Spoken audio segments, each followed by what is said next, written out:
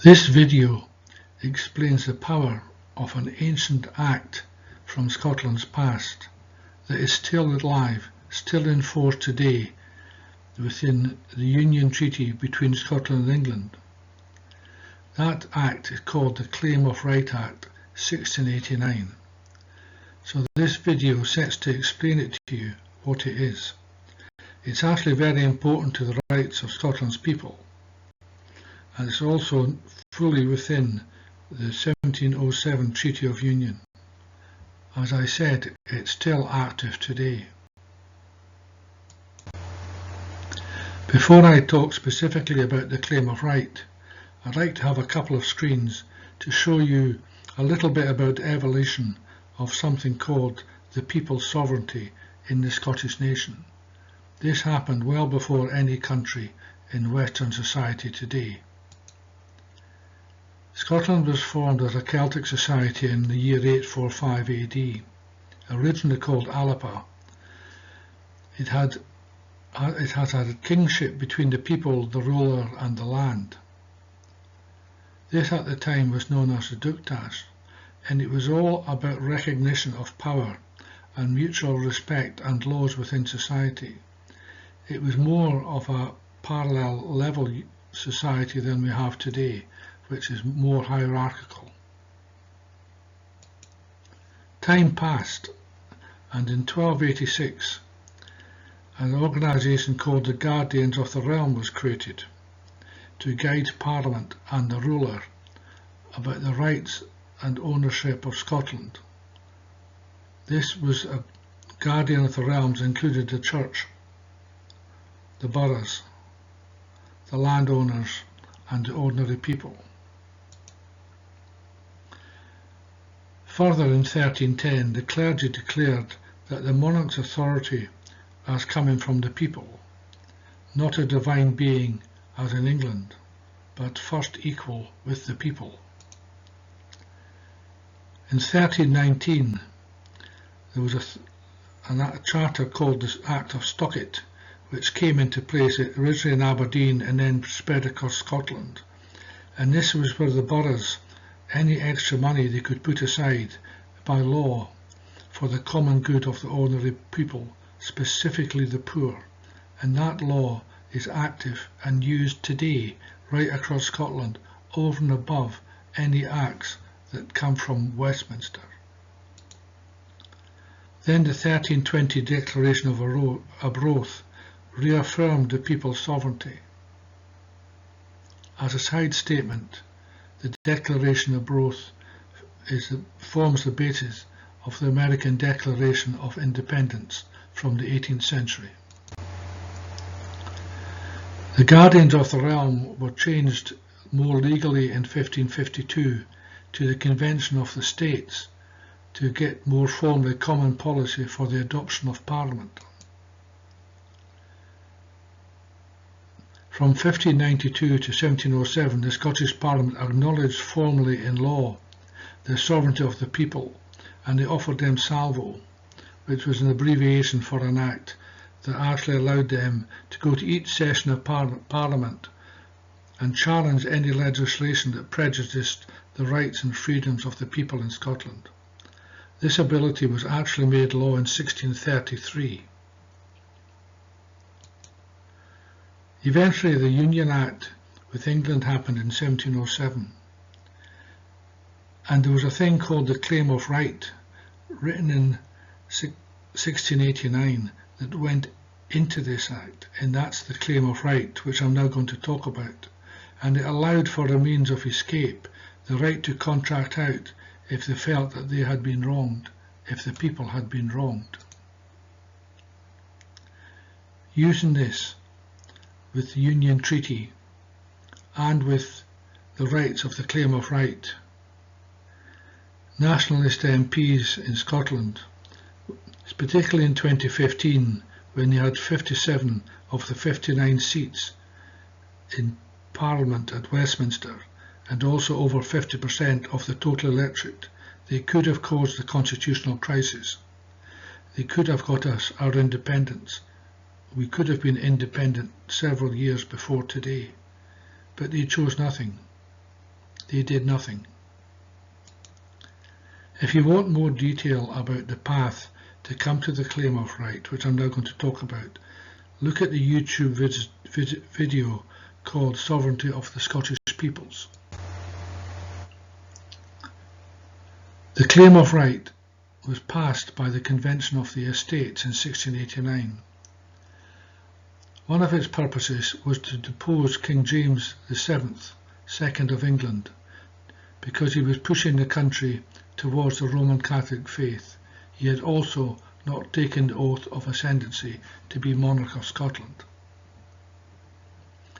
It was to uphold the Presbyterian rights on Scottish life. They deposed the Parliament because the Parliament and the King were one, so without a legitimate crown there could be no Parliament. So between 1689 and 1703, the Convention of the Estates physically and directly ran Scotland before the Parliament and MPs were reintroduced in 1703. The claim of right is the basis of fundamental constitution in Scotland, a written constitution which protects the people and limits the power of government and monarchy. The religious provisions in the claim are based on the constitutional right of the people to determine their own religious laws and liberties, and do not detract in any way from the constitutional grounds upon which they are based. To summarise about the claim of right, it basically states that the power is vested in the community of the nation, in the people, and is only delegated or loaned to a monarch or a government in the service of the common good and can be revoked, as in fact in the past they did remove a monarch, they did change legislation in Parliament, they did remove Parliament on one occasion. These are the principles and the doctrine of popular sovereignty and the primacy of the common good, which has been grown and expressed in Scotland for over 700 years. The claim of right is still active in law today, and it particularly does this. It's a fundamental constitution by which power of government is legally limited. The final authority is the people to grant or remove power from a ruling government or a monarch. It protects, under the Constitution, the civil rights and liberties of Scotland. It debars any government from any right to alter or rescind these, or to claim an absolute sovereignty over the laws and rights of the people. Monarchs and governments do not have the power to do this within the claim of right. The Claim of Right Act says in itself that you can't alter it. It protects the people. The idea was that after the Union Treaty that this Act would guarantee the sovereignty of the Scottish territory, the sovereignty of Scottish laws for the people. And it would have done. It was in the Act of 1707, but in 1708 Westminster did what they call in the 1708 Treason Act, put the Crown of England above Scotland and made us a colony. So why does it matter today? It matters because the Claim of Right sets out a Scottish constitution, a written one, that is completely different from and incompatible with England's non-written constitution. The English constitution is forced on us as a colony onto us in 1708, and although the Claim of Right and the laws of Scotland and the territory of Scotland are still there and still not part of England, not part of the UK, not part of Great Britain. This is primarily because it upholds the sovereignty of the Scottish people over other authorities in Parliament. It matters because it tells us why we hold certain values dear. It helps us to remember where we are individually and as a nation. It matters because it provides a means of escape from tyranny, from a government that violates these principles. These principles as defined in the Claim of Right Act.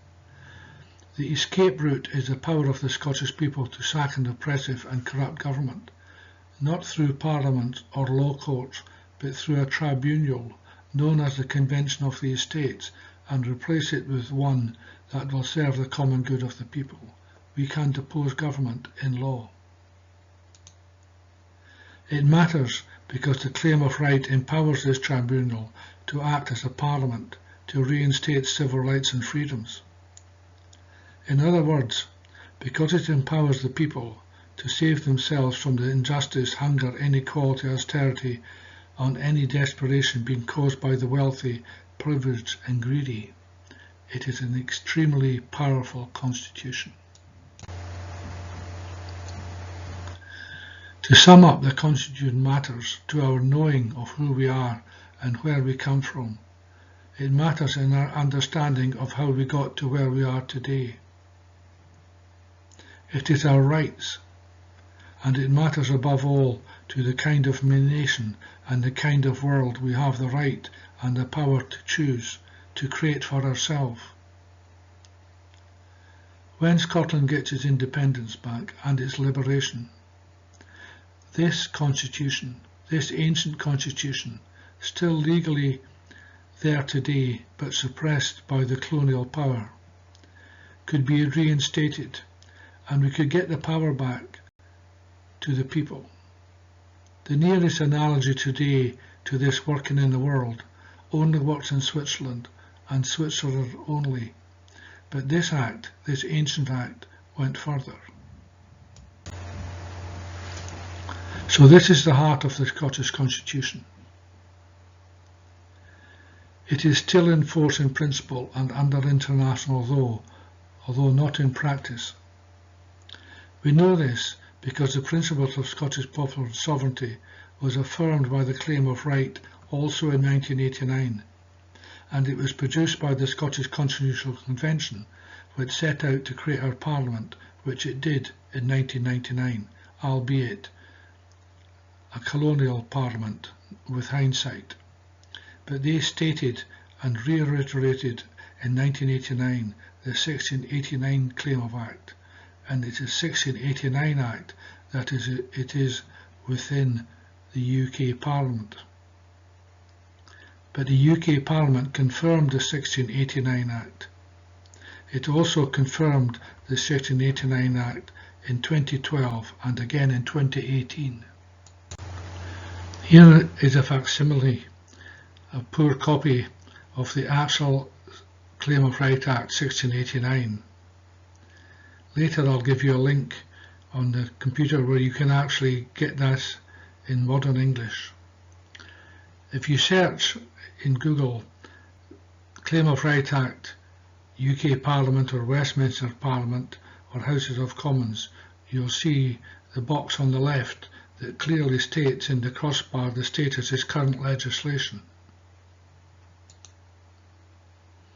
So in 4th of July 2018 there was a vote, and it endorsed the fact and acknowledges the sovereign right of the Scottish people to determine the form of government best suited to them.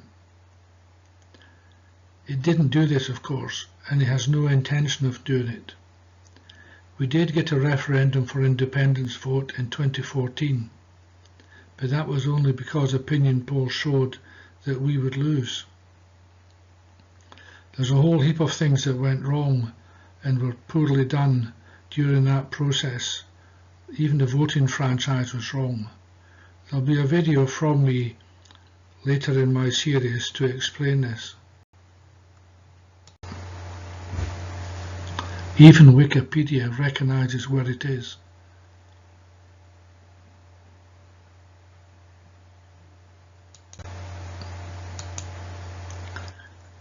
There's something else about the Union Treaty. There is a myth in the UK, the lie of a voluntary union, and the denial that we are a colony. This is the myth of union, and it's rubbish. The Claim of Right comes into this, At the time of the writing of the 1707 treaty, Anne, seen here, was the Queen of Scots and the Queen of England. Two sovereign states, two different constitutions. The oath of ascension, which is the law that a monarch must swear to be a monarch of Scotland, says here clearly that all the rights and privileges of the Crown she will keep, or they will keep inviolate, neither shall they transfer nor alienate the same. So within her oath she could do nothing to allow the combination of the territory of Scotland and the laws of Scotland to be consumed into a single national entity called Great Britain, a single territorial entity, which it is not then and it is not now. The oath of ascension is in the claim of right, and the claim of right is in the Treaty of Union. So when she was Queen, she had no absolute power within the Constitution and within law to combine Scotland and England with its separate constitutions, to combine the two territorial lands of Scotland and England into the land of Great Britain. That's a myth. It never happened, and it never could. Indeed, the 1689 English Bill of Rights, which actually reduced the power of the absolute monarch and made it within crowned in Parliament like Scotland, she didn't have the power in England either to do this. If you want to know more about this subject, please go to my video called Fictional Kingdom, Fraudulent State on YouTube. Boris Johnson was the UK Prime Minister from 2019. He actually did lots of things that Trump perfected later on, President Trump, because he tried to alter and prorogue, which means stop, the House of Commons so that he could actually put things through without the interference and without the oversight of Parliament. A group of people wanting civil justice took this to the Scottish Court of Session, where Lord Docherty found that it was actually non-justicable, which means this prorogue attempt did breach the claim of right. The UK government appealed to the appeal house, and it lost that appeal because it was stymy parliamentary scrutiny of government action. Interestingly, they actually said that this isn't a consequences of the claim of right, which was totally wrong. The claim of right was discussed here. This was part of the official narrative of the UK government to deny Scots rights and Scots law and not pass credit where credit is due. The URL at the top here, if you type that in, that takes you to the Hansard newspaper of Parliament, and you can read the complete debate at the last time the Westminster Parliament debated the claim of right within the Treaty Act. And it ended after a vote, and after that vote it said it was resolved, which is their way of saying confirmed. And the House endorsed the principles of the claim of right for Scotland, agreed by the Scottish Constitutional Convention in '89. That's because that was the '89 Convention imposed and swore the 1689 Act onto Parliament, and by the Scottish Parliament in 2012, and therefore acknowledges the sovereign rights of the Scottish people to determine the form of government best suited to its needs. Of course, it won't actually let it do that, and although we had a vote in 2014, that was distorted, wasn't done as a fair vote. It didn't use the correct voting franchise and so on. There'll be a video from me in the not too distant future about the 2014 vote. But that's the end of my talk. I hope you found it interesting. But before I go, here are some places you can go to get more information, to actually read the Act if you want. First of all, if you go to this website here at salvo.scot, you get quite a few different angles and explanations of the claim of right and where it is within the Scottish Constitution. The Indie Library here has a few words about it, but not too much. This source here has the complete text in modern English of the claim of right, and it also talks about other things about the Convention of the Estates and so on. There's a small link here that talks about the claim of right of 1689. Even the Scottish Government, if you go into this publication here made by the Government of Scotland, you'll actually see their opinion that the claim of right is to do with the rights of the people of Scotland to have the government they want. Here are two short voice-only videos in YouTube. If you type that in exactly as it is, these are spaces, not underscores. And don't forget the hash at the front here. You'll actually get more information. I hope you find this short video enlightening and helpful. Before I go on, I'd like to list here, including this one, all the videos I've created. If you search on these names in the YouTube search banner within YouTube, you'll get the video. Alternatively, you can key in this and you'll actually find my channel where all my videos are listed. My plan is in 2025 to complete these additional videos, which I hope you'll look at. Subscribe to my channel so that you'll be notified when these exist. Thank you very much. Goodbye for now.